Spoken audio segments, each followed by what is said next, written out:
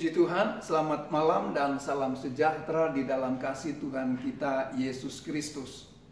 Malam hari ini saya akan menyampaikan kebenaran firman Allah yang saya ambil satu tema, yaitu Roh Kudus yang memperbaharui. Bacaan yang saya akan ambil yaitu dari kitab Yehezkiel pasal 36 ayat yang ke-26. Demikian dikatakan, kamu akan kuberikan hati yang baru dan roh yang baru di dalam batinmu. Dan aku akan menjauhkan dari tubuhmu hati yang keras dan kuberikan kepadamu hati yang taat. Saudara-saudara, semua manusia sejak Adam, nenek moyang kita jatuh di dalam dosa, maka mereka semua memiliki moral yang rusak. Tidak lagi menyembah kepada Allah. Mengapa? Karena mereka memiliki hati yang keras. Kalau di dalam kitab Zakaria menyebutkan demikian, mereka membuat hati mereka keras seperti batu amril, supaya jangan mendengar pengajaran dan firman yang disampaikan Tuhan semesta alam melalui rohnya dengan perantaraan para nabi yang dahulu. Oleh sebab itu datang murka yang hebat daripada Tuhan. Saudara-saudara, kita melihat bagaimana apa yang diberi penjelasan melalui kitab Zakaria ini. Manusia berdosa memiliki hati yang keras, hati yang tidak taat, hati yang memberontak, hati yang melawan kepada firman Allah, tidak patuh lagi kepada Tuhan. Namun kita mau berkata seperti Raja Daud mengatakan, jadikanlah hatiku tahir ya Tuhan. Nah, ini artinya ungkapan daripada Raja Daud yang mempunyai kerinduan bahwa dari dalam hatinya ini memiliki hati yang sesuai dengan kehendak daripada Allah. Nah, di sini hal-hal yang kita akan melihat bagaimana Raja Daud mempunyai kerinduan dari sumber hati yang telah diperbaharui, hati yang telah ditahirkan inilah. Karena apa? Tanpa hati yang ditahirkan dan diperbaharui, maka kita tidak dapat menyenangkan Allah di dalam kehidupan kita, atau menerima berkat-berkat daripada Allah, apalagi untuk diselamatkan. Dan hanya Roh Kuduslah yang dapat melakukannya. Nah, ini supaya penting di dalam kehidupan kita sebagai orang-orang percaya. Pada saat kita menerima Tuhan Yesus Kristus sebagai Tuhan dan Juru Selamat dalam kehidupan kita, maka kita percaya bahwa Allah memperbaharui hati kita supaya sesuai dengan kehendak daripada Allah. Apa yang Allah inginkan daripada umatnya yang telah ditebus ini, memiliki hati yang taat. Pertama, kita akan melihat bahwa sejak manusia berdosa kepada Allah, hati manusia itu keras dan tidak taat kepada Allah. Kecenderungan hati manusia selalu pada yang jahat. Apa saja yang dibuatnya adalah kejahatan. Tanpa mereka belajar kepada segala sesuatu pun, mereka akan melakukan kejahatan-kejahatan. Pada zaman Nuh, Allah melihat bagaimana kejahatan daripada manusia itu memuncak di hadapan Allah. Demikian dikatakannya ketika dilihat Tuhan bahwa kejahatan manusia besar di bumi dan bahwa segala kecenderungan hatinya selalu membuahkan kejahatan semata-mata. Inilah kondisi-kondisi daripada manusia berdosa di hadapan Allah. Supaya kita dapat mengerti, supaya kita dapat melihat apakah kondisi-kondisi itu kita dapat mempertahankan memiliki hati yang telah ditahirkan oleh Allah semenjak kita menerima Tuhan Yesus Kristus di dalam kehidupan kita. Supaya hal-hal yang kita inginkan, Allah membuat hati kita itu sesuai dengan apa yang dikehendaki sehingga kita dapat menyenangkan hati Tuhan. Dan bagaimana Yosua juga mengatakannya, maka sekarang jauhkanlah ilah asing yang ada di tengah-tengah kamu dan condongkanlah hatimu kepada Tuhan Allah Israel. Nah, saudara-saudara, supaya di dalam kehidupan kita itu dapat melihat tentang hati kita. Apakah semenjak kita diselamatkan, semenjak kita diperbaharui di dalam kehidupan kita, semenjak kita menerima Tuhan Yesus Kristus sebagai Tuhan dan Juru Selamatnya, itu apa masih kita pertahankan di dalam kehidupan kita? Yang kita memiliki iman kepada Tuhan, atau sebatas sebagai orang Kristen sudah cukup? Nah, ini saudara-saudara, supaya kita dapat mengenal tentang hati manusia. Dan hati yang demikian itu tidak dapat setia lagi kepada Allah. Dan di dalam hal inilah mereka itu tidak tetap kepada Allah.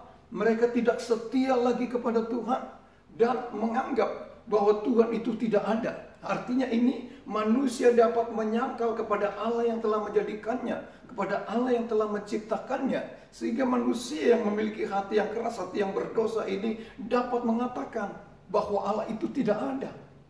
Di dalam Mazmur 14 ayat yang pertama, bagaimana orang bebal berkata dalam hatinya, tidak ada Allah, busuk dan jijik perbuatan mereka, tidak ada yang berbuat baik.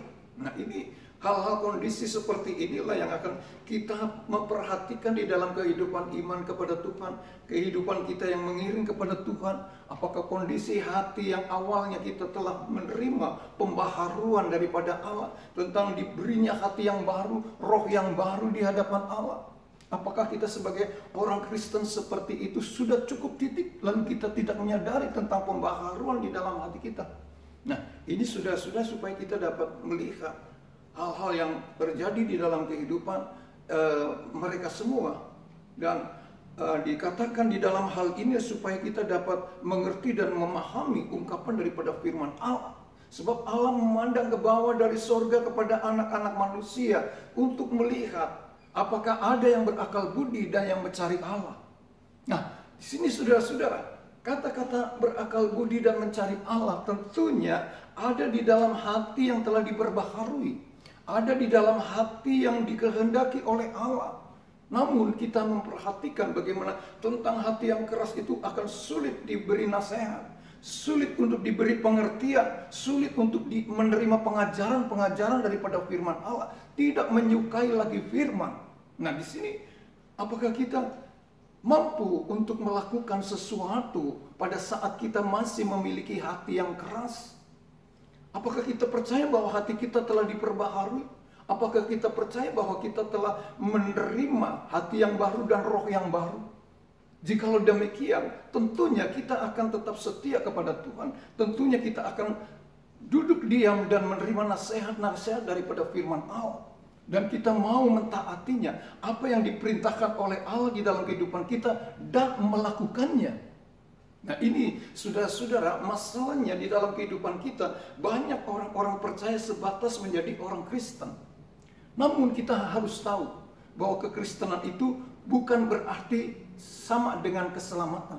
Namun saudara-saudara, kita harus mengerti bahwa keselamatan hanya ada di dalam Tuhan Yesus Kristus. Tuhan Yesus Kristus dengan rohnya yang telah diutus ke dalam dunia ini untuk memperbaharui hati manusia. Untuk roh itu tinggal bersama-sama dengan manusia. Dan di sini saudara-saudara, kita dapat melihat hal-hal ungkapan-ungkapan daripada firman Allah, supaya kita dapat melihat perintah daripada Allah untuk menjagai hati kita. Sebagaimana barang pecah belah, bagaimana cara merawatnya, bagaimana cara membuat barang ini dengan baik. Sama dengan hati kita. Perintah daripada firman Allah, jagalah hatimu dengan segala kewaspadaan, karena dari situlah terpancar kehidupan. Penting sekali di dalam kehidupan manusia tentang hati ini. Sumber kehidupan inilah ada di dalam hati kita. Jadi jagailah hati kita, jagailah dengan kewaspadaan. Karena dari sinilah hati manusia terpancar kehidupan. Saudara-saudara, kita memiliki pengharapan yang besar di dalam Tuhan Yesus Kristus. Kita memiliki janji-janji daripada Allah di dalam Dia. Pada saat kita sudah menerima Tuhan Yesus Kristus sebagai Tuhan dan Juru Selamat di dalam kehidupan kita. Namun perjalanan iman kita itu banyak tantangan-tantangan yang ada di dalam dunia ini. Kalau kita tidak waspada dan hati kita condong kepada dunia ini, maka saudara-saudara, kita akan kembali sebagaimana manusia yang telah menolak kepada Allah, hatinya keras. Nah, di sini saudara-saudara, supaya kita dapat menyadari tentang kehidupan ini, pada saat kita mengiring kepada Tuhan, kita memiliki iman di dalam Dia, supaya perjalanan di dalam kehidupan kita, perjalanan hidup kita itu mengarah kepada pandangan-pandangan tentang keselamatan di dalam Dia. Bagaimana Tuhan Yesus Kristus menjanjikan perjalanan ini akan menuju kepada yaitu tanah Kanaan, sorga samawi yang mulia. Nah, ini saudara-saudara, hal-hal ungkapan daripada firman Allah, manusia dapat menentukan jalan hidup itu sendiri. Ya, hati manusia memikir-mikirkan jalannya, tetapi Tuhanlah yang menentukan arah langkahnya. Saudara-saudara, demikian di dalam kehidupan banyak orang, banyak manusia yang selalu memikirkan tentang jalan-jalannya. Tapi harus tahu, hanya Allah saja, hanya di dalam Tuhan Yesus Kristus saja yang menentukan arah langkahnya. Supaya di dalam kehidupan kita dapat melihat bagaimana tentang hati ini, supaya kita melihatnya melalui firman Allah ini. Bagaimana disebutkan hati manusia dapat membuat manusia itu berpura-pura. Ya, hal-hal ungkapan daripada firman Allah supaya kita dapat melihat, dikatakan di dalam Yesaya 29 ayat 13, dan Tuhan telah berfirman, oleh karena bangsa ini datang mendekat dengan mulutnya dan memuliakan aku dengan bibirnya, padahal hatinya menjauh daripadaku, dan lidah dan ibadahnya kepadaku hanyalah perintah manusia yang dihafalkan. Saudara-saudara, kita tidak bisa menipu kepada Tuhan. Bagaimana kita memuji Tuhan dengan hati yang terbuka, hati yang tulus. Bukan dengan sebatas lidah dan bibir saja, tetapi hatinya jauh daripada Tuhan dan tidak memuliakan Dia. Tetapi kita melihat bagaimana disebutkan oleh firman Allah, tetapi hatinya, padahal hatinya menjauh daripadaku, dan ibadahnya kepadaku hanyalah perintah manusia yang dihafalkan. Kebiasaan, hanya kebiasaan ke gereja, hanya kebiasaan saja. Tidak ada arah pandangan tentang hati kita yang tertuju kepada Tuhan untuk memuliakan Dia, tertuju kepada Tuhan untuk memuji kebesarannya, tertuju kepada Dia untuk menyembah kepadanya. Namun hanya melakukan perintah-perintah manusia yang sebagai kebiasaan saja. Nah, ini saudara-saudara, hal-hal yang dapat terjadi di dalam kehidupan orang atau hati manusia yang demikian. Namun kita akan melihat hal yang kedua, yaitu hanya Roh Kudus yang dapat mengubah hati manusia. Supaya kita dapat menyadari tentang hal ini, betapa pentingnya tentang Roh Kudus, tentang Roh Allah yang telah dijanjikan untuk datang kepada kehidupan manusia. Roh Kudus dapat mengubah hati manusia yang keras dan memberinya hati yang taat. Di dalam bacaan kita tadi disebutkan, saya ulang baca, kamu akan kuberikan hati yang baru dan roh yang baru di dalam batinmu, dan aku akan menjauhkan dari tubuhmu hati yang keras dan kuberikan kepadamu hati yang taat. Nah, saudara-saudara, Tuhan menjanjikan ini, hati yang baru dan roh yang baru di dalam batinmu.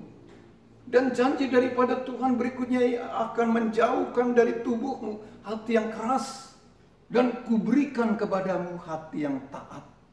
Saudara-saudara, sama dengan hati yang tidak taat adalah memiliki hati yang keras, hati yang menolak firman Allah, hati yang menolak untuk perintah-perintah daripada Tuhan untuk dilakukannya. Di sini hal-hal yang patut menjadi perenungan di dalam kehidupan kita, supaya di dalam kehidupan kita itu memiliki hati yang taat. Apapun yang menjadi perintah daripada Allah untuk dilakukannya, maka kita melakukannya. Apapun yang kita buat hanya untuk menyenangkan hati Tuhan di dalam kehidupan ini. Bukan berarti di dalam kehidupan mengiringkan kepada Tuhan sebatas jasmani, sebatas kebiasaan, lalu kita tetap mempertahankan hati yang keras, tidak bisa diubah, tidak suka untuk mentaati firman, tidak suka mendengar kepada firman Allah. Nah, di sini kita akan merenungkannya, kita akan mengevaluasi kehidupan iman kita di hadapan Tuhan, supaya kita dapat menyadarinya hal-hal yang diungkapkan oleh firman Allah, yaitu hati yang taat, keinginan, kerinduan daripada Allah bagi umatnya. Nah, saudara-saudara, kemudian kita akan melihat juga Roh Kudus itu dapat membantu kita untuk melakukan firman. Di dalam Ulangan pasal 30 ayat 14 menyebutkan, tetapi firman ini sangat dekat kepadamu, yakni di dalam mulutmu dan di dalam hatimu untuk dilakukan. Saudara-saudara, apabila Roh Allah atau Roh Kudus tinggal di dalam hati kita, maka untuk kita dapat melakukan firman itu dapat membantunya, yakni di dalam mulutmu dan di dalam hatimu untuk dilakukan. Saudara-saudara, hanya Allah Roh Kudus yang dapat membantu kita untuk dapat melakukan firman sebagai perintah dalam kehidupan kita. Tanpa Roh Kudus, kita tidak dapat melakukannya. Kita tidak dapat mengerjakan apa yang menjadi perintah-perintah daripada Allah. Bahkan akan berlawanan. Apa yang harus kita tidak lakukan, apa yang jangan, justru kita melakukannya. Ini saudara-saudara hal-hal yang berlawanan dengan firman Allah. Tetapi apabila ada Roh Kudus di dalam hati kita, maka kita akan patuh untuk dapat melakukan perintah-perintah daripada Allah di dalam kehidupan kita sebagai orang yang rendah hati dan mau melaksanakan perintah daripada Allah dengan kesiapan kita, selalu siap. Nah, ini saudara-saudara ungkapan daripada firman Allah di dalam kitab Ulangan. Kemudian Roh Kudus memberi hati yang haus dalam mencari Allah. Roh Kudus memberi hati yang haus dalam mencari Allah. Ya. Bagaimana disebutkan oleh firman Allah ya tentang hati yang haus ini. Hal-hal ungkapan daripada firman Allah yang memberikan kekuatan di dalam kehidupan kita.